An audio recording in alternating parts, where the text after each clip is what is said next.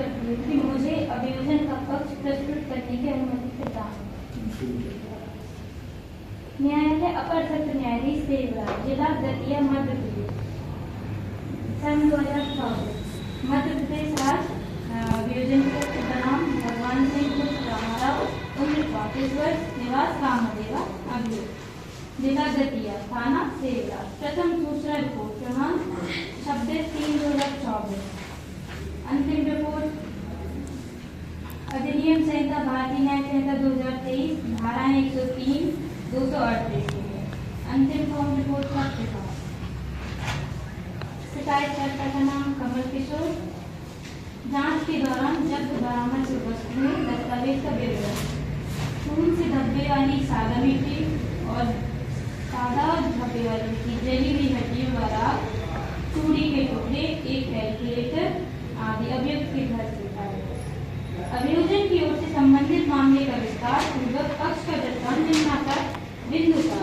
अभियोजन का प्रकरण यह है कि दिनांक 26/3/2024 को एक सूचना कमल किशोर के द्वारा पुलिस को दी गई कि उसका छोटा भाई राम कुमार, आयु लगभग 20 वर्ष, उसकी मामी किशोरी के साथ ग्राम रामदेवा में निवास करता था। सुबह लगभग 7 बजे चरण सिंह, जो उसका चचेरा भाई है, उसके ग्राम रामगढ़ आया तथा पूछने लगा कि राम कुमार आया है या नहीं। जब उसने कहा कि राम कुमार नहीं आया तो उसने आग्रह किया कि वह ग्राम रामदेवा चले। वह रामदेवा आया जहाँ किशोरी ने उसे बताया कि राम कुमार का कुछ पता नहीं है। वह कल रात्रि लगभग 8 बजे भगवान सिंह का पुत्र उसे बुलाने आया था, उसके साथ वह चला गया और उसके बाद वह वापस नहीं आया। तब वह उसका चाचा बादाम सिंह, राम सिंह, लखन सिंह एवं रामदास सभी भगवान सिंह के घर गए तो पाया कि भगवान सिंह के घर पर कोई नहीं था। उसके घर के पास आग जल रही थी। भगवान सिंह के घर की छत पे खून फैला था, इसलिए उन्हें उन लोगों को शक हुआ। उन्हें आग में हड्डियां, जिससे प्रतीत होता है कि उनके भाई का मृत शरीर जल रहा था, इसलिए उन्होंने रिपोर्ट दर्ज कराई। रिपोर्ट के आधार पर पुलिस ने तहकीकात की। जांच के दौरान पता चला कि यह हत्या का मामला है, जिसके आधार पर प्रथम सूचना रिपोर्ट धारा 102, 238 भारतीय न्याय संहिता 2023 के तहत दर्ज की। जांच के दौरान नक्शा मौका तैयार किया गया। खून के धब्बे और सादी मिट्टी जब्त की गई। जली हुई हड्डियों के अवशेष व राख भी जब्त की गई। मौके में से एक कैलकुलेटर व चूड़ियों को जब्त किया गया। वरिष्ठ वैज्ञानिक अधिकारी सीन ऑफ क्राइम ने घटना स्थल का निरीक्षण किया और एक रिपोर्ट तैयार की। अभियुक्त भगवान सिंह के खून से सने अंडरवियर और बनियान जब्त किए। साक्षियों का कथन लेखबद्ध किए गए। जांच के बाद पुलिस ने भगवान सिंह के विरुद्ध धारा 103, 238 बीएनएस के अंतर्गत तथा आरोपी कल्लू चंद्र प्रकाश, सिया शरण एवं शीला के विरुद्ध धारा 238 से पठित धारा सेक्शन 3 सेक्शन 5 के तहत अभियोग पत्र पेश किया गया। अभियोजन के साथ इस प्रकार। अभियोजन पक्ष का मामला पूर्णतः परिस्थिति जन्य साक्ष्य पे आधारित है और अभियोजन पक्ष में निम्नलिखित परिस्थितियों पे भरोसा किया गया है। ए, अभियुक्त का न्यायोत्तर संस्कृति। बी, अंतिम बार एक साथ देखा गया। तीसरा, अभियुक्त के घर के पास एक मानव शव जलता हुआ पाया गया। डी, अपीलकर्ता को अंतिम बार जलती हुई चिता के पास बैठा देखा गया। दूसरा, कमल किशोर PW3 एवं बी के पारासर PW11 द्वारा कथन किया गया कि मानव शरीर की जली हुई हड्डियों को भगवान सिंह के मकान के पास चिता से प्रदर्श P7 द्वारा जब्त किया गया। जली हुई हड्डियां जब्ती ज्ञापन प्रदर्श P7 द्वारा चिता से जब्त की गई।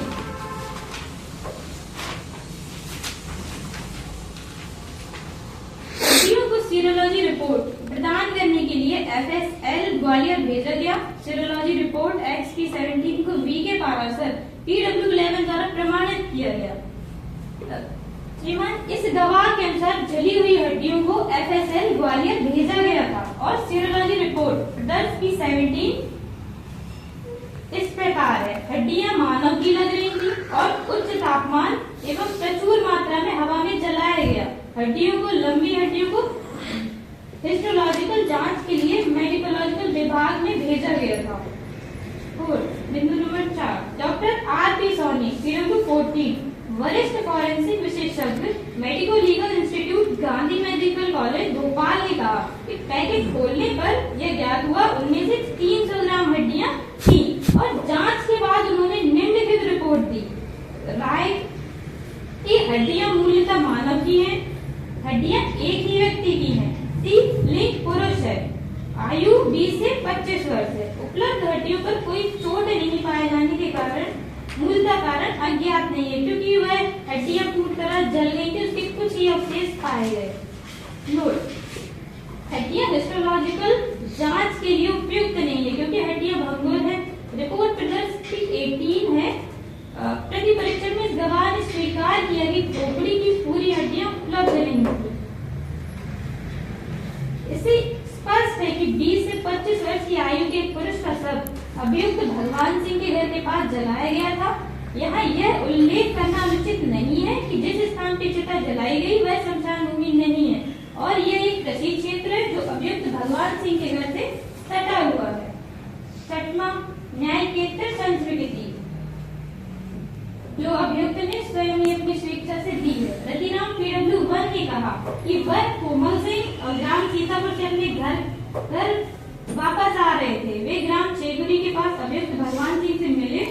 यह लगभग 11 से 12 का समय था। अभियुक्त भगवान सिंह ने इस आशय का एक अतिरिक्त न्यायिकेतर स्वीकृति किया कि उसने रामकुमार जाटव की हत्या की है। उसने यह भी बताया कि चूंकि रामकुमार उसके घर की समस्याएं पैदा करता था इसलिए उसने उसे मार डाला। इस गवाह से विस्तार से प्रतिपरीक्षण की गई जिला में यह गवाह बात से इनकार किया कि पुलिस को मना दिया क्योंकि रामकुमार के उसकी पत्नी के साथ अवैध संबंध थे और उसने समझौतापूर्ण स्थिति में देख लिया था, इसलिए उसने उसे मार डाला। इस गवाह का केस डायरी बयान 2/4/2024 को दर्ज किया गया था, जबकि अभियुक्त को 4/4/2024 को गिरफ्तार किया गया था। इस प्रकार यह स्पष्ट है कि अभियुक्त भगवान सिंह ने रतिराम पीडब्ल्यू 1 के समक्ष स्वेच्छा से न्यायिकेतर संस्वीकृति की। सर, इसके संबंध में एक केस प्रस्तुत करने के लिए बिंदु नंबर 8, साहिब हुसैन बनाम राजस्थान राज्य, एरिया 2013, 9 SCC 778। सर्वोच्च न्यायालय ने यहाँ यह निर्णय लिया। हालांकि न्यायिकेतर संस्वीकृति कमजोर साक्ष्य है, लेकिन अगर अभियुक्त द्वारा किया गया स्वीकृति स्वैच्छिक सत्य विश्वसनीय है तो यह दोष सिद्धि का आधार बन सकता है। आखिरी बार एक साथ देखा गया। किशोरी पीडब्ल्यू 6 द्वारा कथन किया गया कि रामकुमार उसके साथ रहता था। भगवान सिंह उसके घर आया तथा फसल काटने के बहाने मृतक रामकुमार को अपने साथ ले गया। हालांकि केस डायरी में किशोरी पीडब्ल्यू 6 ने कहा था कि भगवान सिंह का पुत्र उस टाइम बुलाने आया।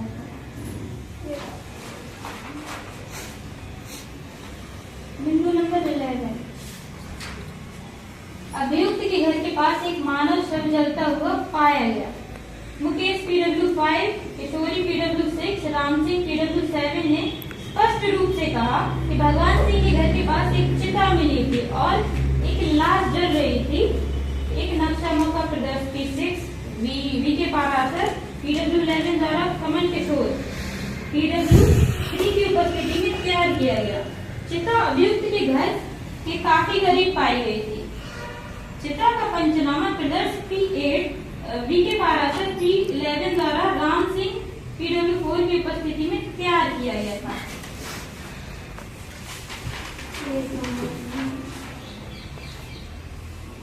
बिंदु नंबर 13, अभियुक्त को अंतिम बार जलती चिता के पास खड़ा देखा गया। राम सिंह पीडब्ल्यू 7 ने यह कथन किया कि सुबह जब वह शौच के लिए जा रहा था तो उसने अभियुक्त को उस जगह के किनारे खड़ा देखा जहाँ आग जल रही थी। सुबह करीब 5:30 बजे वापस लौटा और उसने भगवान सिंह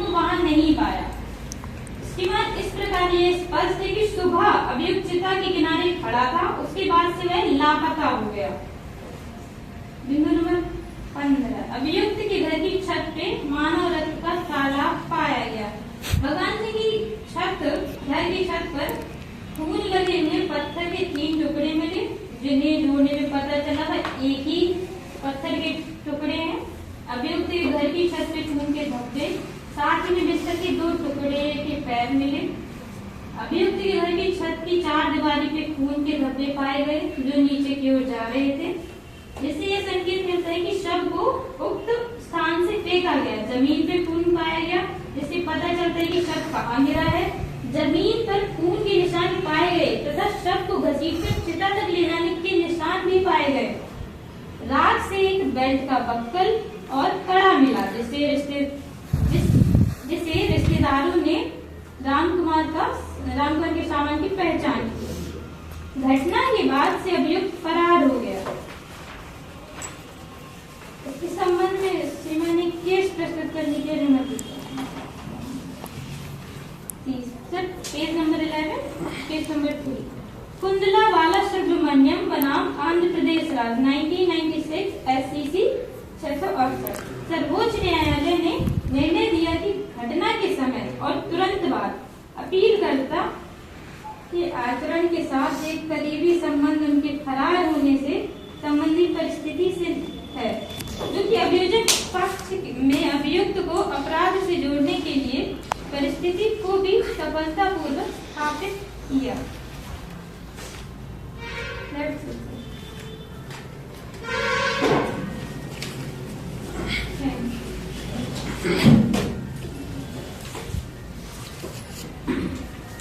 मैं एडवोकेट अमित पटेल माननीय न्यायालय से अभियुक्त की कोर्ट में पक्ष रखने की अनुमति चाहता हूं। जैसा कि अभियोजन पक्ष की तरफ से उनकी जो बिंदु बताई गई है उनको विस्तारपूर्वक गौरपूर्वक उनको सुना जाएगा। मैं अपने अभियुक्त का पक्ष रखते हुए मैं ये कहना चाहता हूँ कि अभियुक्त गण की ओर से संबंधित मामले का विस्तार से पड़ताल कुछ इस प्रकार है। आरोप पत्र में शिकायतकर्ता द्वारा लगाए गए आरोपों का अभियुक्त ने आरोपों में उपरोक्त को अस्वीकार कर विचारण किया है, क्योंकि अभियुक्त पर धारा 103 238 BNS के तहत आरोप व्यक्तिगत कर उसको पढ़कर सुनाए जाने पर समझाए जाने पर अभियुक्त ने आरोपों से इनकार किया है और स्वयं को निर्दोष होने का अभियोग किया है तथा उसे झूठा फंसाए जाने की बात कही है। अभियुक्त ने यह भी बताया है कि उसकी कोई पुरानी रंजिश के चलते उसे झूठा फंसाने का प्रयास कर रहे हैं। इसके अलावा अभियोजन अभियुक्त को फंसाने का कोई भी मौका नहीं देता। इसलिए मैं न्यायालय से यह कहना चाहूंगा कि एक मन ग्रहण तथा झूठा मुकदमा दायर किया गया। मैं माननीय न्यायालय से जो अभियोजन पक्ष की तरफ से जो साक्ष्य दिए गए हैं उनका मैं एक एक करके खंडन करने की अनुमति चाहूंगा। जैसा कि अभियोजन की तरफ से जो प्रोसिक्यूशन विटनेस 3 है कमल किशोर ने बताया कि हड्डियों को भगवान सिंह के मकान के पास चिता से जब्त किया गया, लेकिन माननीय न्यायालय को बता देना चाहता हूँ कि इसमें कोई भी चीज स्पष्ट नहीं की गई है कि हड्डियां किस व्यक्ति की। इसके बाद अभियोजन की तरफ से जो PW11D के पाराशर के द्वारा सर्च कराए गए हैं, इनके द्वारा बताया गया है कि ये हड्डियां मानव शरीर की प्रतीक होती हैं, लेकिन इसमें यह नहीं कहा जा सकता है कि हड्डियां मानव शरीर की हो सकता है वो हड्डियां किसी और की भी हो सकती है।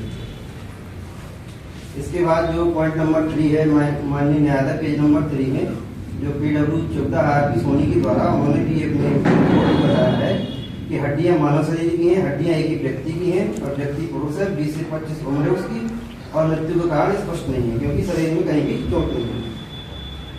Point to be noted my Lord, लेकिन इसमें स्पष्ट नहीं है कि हड्डियां किस व्यक्ति की हैं तथा मर्डर किसके द्वारा किया गया है। इसमें मृत्यु का कारण भी पूरी तरह से स्पष्ट नहीं है क्योंकि जांच में हड्डियों पर कोई भी चोट के निशान नहीं पाए गए। इसके संबंध में माननीय न्यायालय को एक केस लॉ बताना चाहूंगा। कृष्णचंद्र सिंह देवा वर्सेस बाबू गणेश प्रसाद AIR 1994। इस मामले में सुप्रीम कोर्ट ने कहा था कि विशेषज्ञों की राय किसी बात का निर्णायक नहीं हो सकती है। विशेषज्ञों की राय का शुद्ध परीक्षण कर लेना चाहिए और उस पर कार्य करने के पूर्व समाधान कर लेना चाहिए कि वो विश्वसनीय और सही है। इसके अलावा जो prosecution witness first Ravi Ram है जो अभियोजन की तरफ से जो साक्ष्य कराए गए हैं, उन्होंने बताया है कि ग्राम शेखुड़े के निकट भगवान सिंह उनसे मिले थे और उसने उनसे हत्या की स्वीकृति दी। तो point to be noted my Lord, इसमें इस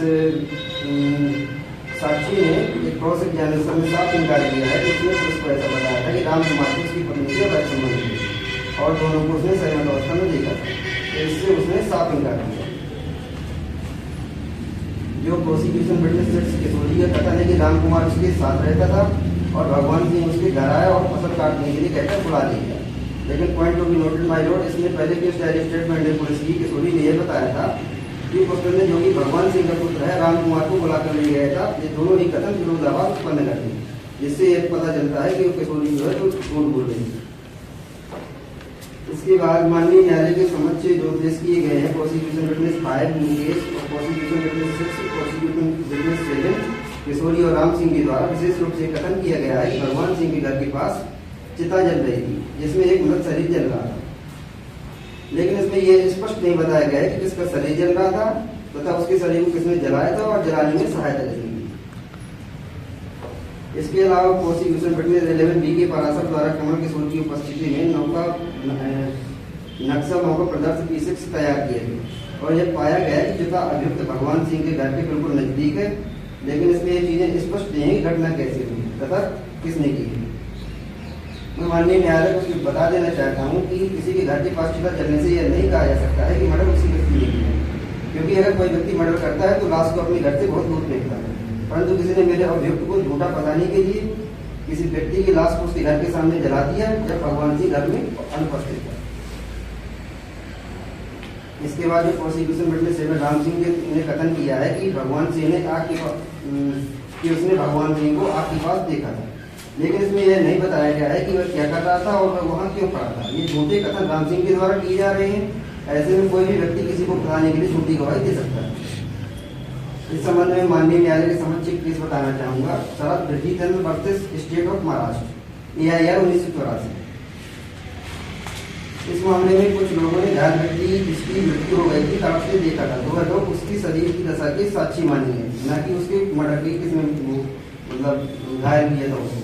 इसलिए जो राम सिंह के द्वारा माननीय न्यायालय को बताना चाहूंगा कि जो राम सिंह के द्वारा भगवान सिंह की चिता के पास देखा था, तो यह नहीं कहा जा सकता है कि चिता उसी ने जलाई है, मर्डर उसी ने किया है। इसके बाद जो प्रोसिक्यूशन विटनेस 9 है डॉक्टर के अस्थाना, घटना स्थल के पत्थर के 3 टूटे टुकड़े बरामद किए जिस पर खून के दाग थे तथा पलंग के गुहा के 2 टूटे टुकड़े बरामद किए। लेकिन point to be noted my Lord, इसमें बता देना चाहूँगा कि जो आरपी सोनी के द्वारा P14 जो रिपोर्ट पेश की गई है इसमें पहले ही स्पष्ट कर दिया गया है कि मृत्यु का कारण स्पष्ट नहीं है, क्योंकि हड्डियों पर कोई मौत के निशान नहीं पाए गए। अभियुक्त भगवान सिंह के कब्जे में जो बनियान और अंडरवियर बरामद की गई है उसमें उसको फंसाने के लिए मुख्य रूप से जोर दिया गया है, क्योंकि पुलिस और अभियोजन मिले हुए थे। इसके अलावा FLC रिपोर्ट ग्वालियर की रिपोर्ट प्रदर्श 15 के अनुसार अंडरवियर पर खून पाया गया। लेकिन point to be noted my Lord, लेकिन इसमें यह नहीं बताया गया कि DNA रिपोर्ट अभी तक प्रस्तुत नहीं की गई है कि खून किसका पाया गया। इसके बाद मैं अभियुक्त की तरफ से देवेंद्र जो उन्होंने कथन किया है कि सभी अभियुक्त का घटना दिनांक को रामदेवा से 100 किलोमीटर दूर शादी में गए हुए। तो माननीय न्यायालय को बता देना चाहता हूँ कि जब कोई व्यक्ति घटना स्थल से 100 किलोमीटर दूर है तो घटना को अंजाम कैसे दे सकता है। That's all.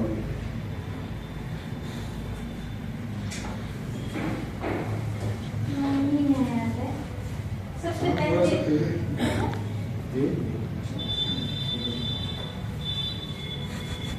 जैसा कि मेरे साथ ये भी लगता है ना, हड्डियां किसकी है ये स्पष्ट नहीं है।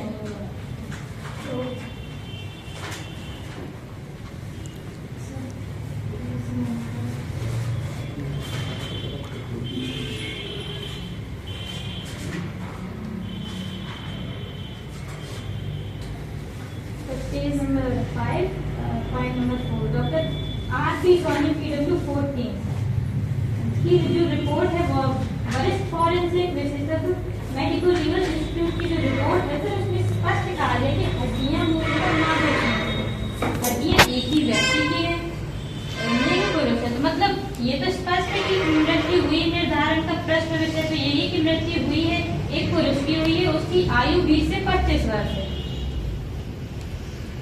तो उसकी डिटेल जांच के लिए बाकी की जो हड्डियां हैं हिस्टोलॉजिकल पैथोल जांच के लिए भेजी गई हैं। दूसरा किशोरी का कथन, किशोरी PW6 का कथन जो उन्होंने अपनी जो पुलिस डायरी से जो मैच में निकाला।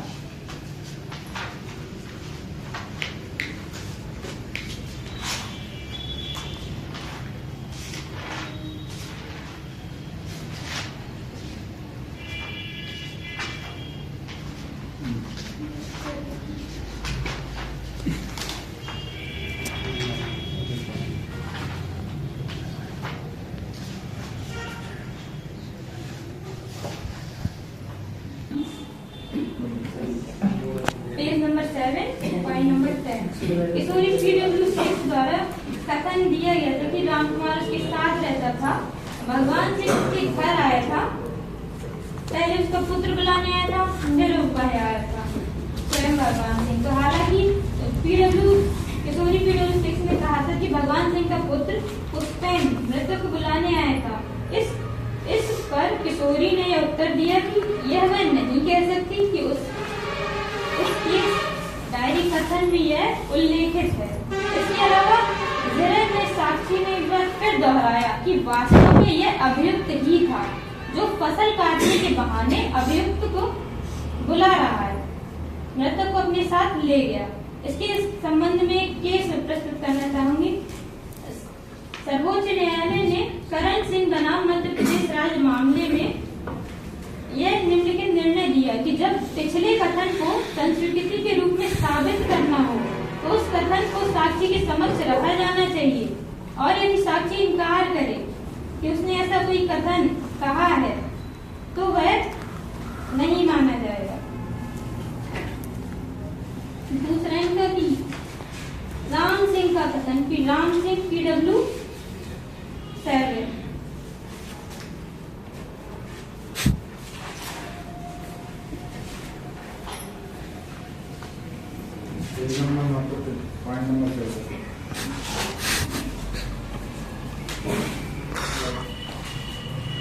राम सिंह PW7 ने यह कथन की सुबह वह शौच के लिए जा रहा था तो उसने अभियुक्त को उस जगह के किनारे खड़ा देखा। तो साथी अधिवक्ता का यह प्रश्न था कि वह क्यों गया था। माननीय न्यायालय सुबह लोग क्यों जाते हैं, सुबह 5:30 बजे जहाँ आग जल रही थी। मेरा प्रश्न ये नहीं था, अभियोजन प्रश्न गलत सुना कि वो क्यों गया, वह क्या कर रहा था, आपका यही था। सुबह करीब 5:30 बजे तो सर इसमें स्पष्ट पहले ही कर चुके कि उसने अभियुक्त को उस जगह के किनारे खड़ा देखा जहाँ आग जल रही थी। वह सुबह करीब 5:30 बजे वापस लौटा। उसने राम सिंह भगवान सिंह को वहां नहीं देखा। तो वह सुबह जब निकले शौच के लिए जा रहा था, पर वहां से लौटा तो वह नहीं था। इस प्रकार स्पष्ट है कि सुबह अभियुक्त चिता के किनारे खड़ा था और उसके बाद में लापता हो गया।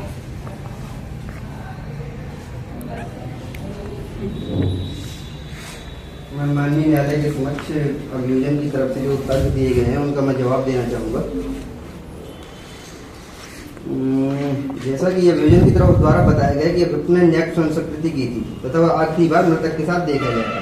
तो माननीय न्यायालय को बता दूं कि मैं इसमें पहले ही स्पष्ट कर चुका हूँ कि अभियोजन PW जो रतिराम है उसने परीक्षण में साफ इंकार किया है कि उसमें अभियुक्त ने उससे ऐसा नहीं किया था, कि संस्कृति नहीं की थी।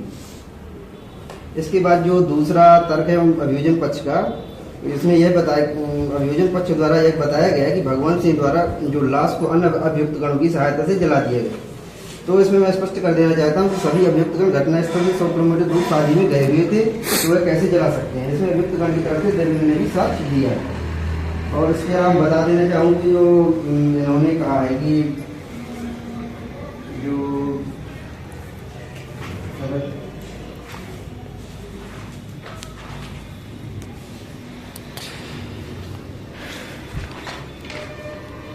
माननीय न्यायालय से यह कहना चाहता हूँ कि अभिलेख पर साक्ष्य से स्पष्ट है कि अभियोजन की साक्ष्य विश्वसनीय नहीं है, क्योंकि कोई भी स्वीकार योग्य साक्ष्य अभिलेख पर नहीं है।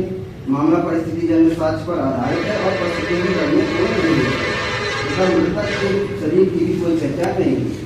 इस कारण यह नहीं कहा जा सकता है कि राम कुमार की हत्या हुई है और अभियोजन द्वारा वर्तमान मामले में कोई हेतु प्रमाणित नहीं किया गया है। अभियुक्त अभी भी संदेह के घेरे में है तथा विधि का नियम होता है कि संदेह का लाभ हमेशा अभियुक्त को दिया जाता है। इस संबंध में माननीय न्यायालय के समक्ष कुछ केस रिप्रेजेंट करना चाहूंगा जो परिस्थिति के अनुसार पर आधारित है। Ravi versus state of Karnataka AIR 2018 के मामले में निर्धारित किया गया कि परिस्थिति जनक साक्ष्य की अन्य साक्ष्य पुष्टि आवश्यक है। इसमें यह बताया गया है कि अन्य साक्ष्य से पुष्टि आवश्यक है, जो भी परिस्थिति जनक साक्ष्य होता है। लेकिन अभियोजन की तरफ से परिस्थिति जनक साक्ष्य के पक्ष में कोई भी मतलब साक्ष्य दूसरा पेश नहीं किया गया या पुष्टि नहीं की गई। इसके अलावा जो उम्मीद भाई स्टेट ऑफ गुजरात AIR 1978 के मामले में सुप्रीम कोर्ट ने निर्धारित किया कि परिस्थिति जनक साक्ष्य के लिए अभियुक्त को संदेह की परिसार करने के लिए न्यायालय की निगरानी कौन, जबकि अभियोजन ने अभी भी अभियुक्त को संदेह से परे साबित नहीं किया। BNS की धारा 103 और 238 से रिलेटेड मैं केस के लिए केस को देना चाहूँगा। इसमें मुर्जिया प्रांत देव एवं अन्य तरफदार राज्य 2001 के मामले में विद्वान सत्य न्यायाधीश महोदय ने अपील करता हूँ धारा 103 238 BNS के तहत दोषी ठहराए जाने की फैसले पारित कर दिया तथा सभी अभियुक्त गण को बरी कर दिया। इसके अलावा साक्ष्य की गुणवत्ता पर भी मैं केस लॉ देना चाहूँगा, क्योंकि अभियोजन पक्ष ने लगभग 10 से 11 केस और साक्ष्य पेश किए हैं। तो इसमें सुप्रीम कोर्ट ने निर्धारित किया है तथा भारतीय साक्ष्य अधिनियम की धारा जो सेक्शन 139 है इसमें स्पष्ट रूप से बताया गया है कि साक्ष्य की गुणवत्ता इम्पोर्टेंट है, न कि संख्या। जबकि इसमें स्पष्ट रूप से कहीं भी साबित नहीं होता है कि अभियुक्त अपराधी है। इसके अलावा जो BSA की धारा 105 और 104 है, यदि कोई पक्षकार चाहता है कि न्यायालय दिए गए तथ्यों के आधार पर निष्कर्ष दे तो उसका दायित्व है उन तथ्यों को सिद्ध करें, जबकि तथ्य अभी तक अभियोजन के द्वारा सिद्ध नहीं किए गए। इन सब के अलावा FIR तथा कथन दोनों के कथन बयान अलग होने के कारण एक विरोधाभास उत्पन्न होता है, जो कि न्यायालय के समक्ष विचारणीय बिंदु। चिकित्सकीय रिपोर्ट में भी माननीय न्यायालय ऐसी कोई भी पुष्टि नहीं की गई है। इसके अलावा जो अन्वेषण रिपोर्ट है वो भी नाटकीय ढंग से पेश की गई है और जो FIR घटना की विचार नहीं करती है, क्योंकि भगवान सिंह क्योंकि FIR में भगवान सिंह को मन गढ़ंत विचारों के साथ समेटा गया है। अभियोजन पक्ष का दायित्व है कि अभियुक्त के ऊपर लगाए गए आरोपों को सिद्ध करे, हालांकि वह इस तरह के आरोपों को सिद्ध नहीं कर पाते हैं और अपनी तरफ से इस बात का दावा जरूर कर रहे हैं कि अभियुक्त ने अपराध किया। अभियोजन का अपना पक्ष रखना धर्म है, रख सकते हैं, परंतु उनके गवाहों के द्वारा कोई भी सिद्धिकरण नहीं होती। That's all.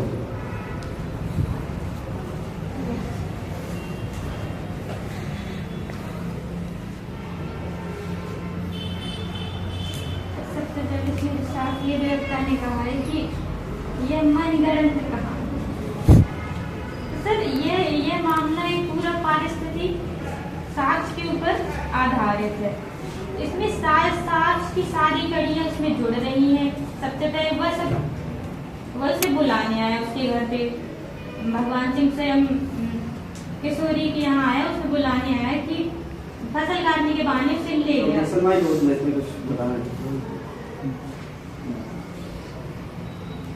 फिर सर उसके बाद से राम कुमार को देखा नहीं गया बिल्कुल। वो लास्ट स्टीम थ्योरी उसकी यही है कि उसके बाद से उस राम कुमार को देखा ही नहीं गया।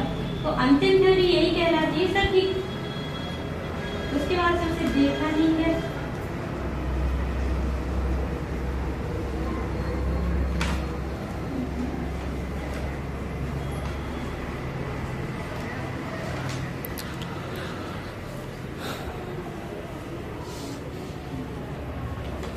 ऐसे मामले माननीय न्यायालय के समक्ष में ये बताना चाहूँगा कि अभियोजन जो है तो अभी तक यह सिद्ध नहीं कर पाया है कि हत्या जो हुई तो राम कुमार की हुई।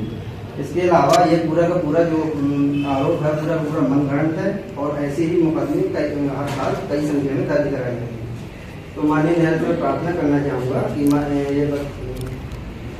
अभियुक्त गण आदतन अपराधी नहीं है तथा उन्होंने ये पहली बार ही मतलब आरोप लगाया गया उन पर।